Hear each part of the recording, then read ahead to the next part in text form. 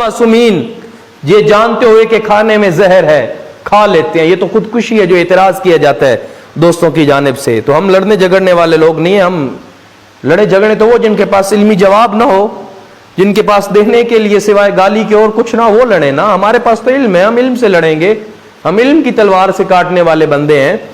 दो बातें हैं, इन बातों को जरा गहराई से समझिएगा।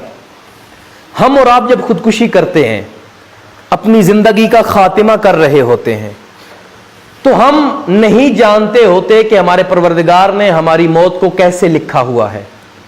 परवरदिगार ने एक हतमी मौत हमारी लिखी हुई है। यह भी तफसील वाली बात है, बहुत ज्यादा मैं नहीं करूंगा, चंद नुकात दे के जा रहा हूं। लिखी हुई है, लेकिन हम परवरदिगार के उस हुक्म की मुखालिफत में चाहते हैं अब हम मर जाएं।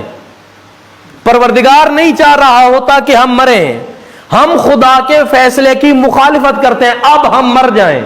हमें पता नहीं होता हमारी मौत कब है, लेकिन मासूम जानते होते हैं कि परवरदिगार ने मेरी मौत इस खाने में लिखी हुई है। अब अगर इमाम खाना न खाए तो परवरदिगार के हुक्म की मुखालिफत होती है कि अल्लाह ने मेरी मौत इस तरह लिखी है, मैं कबूल नहीं करूंगा।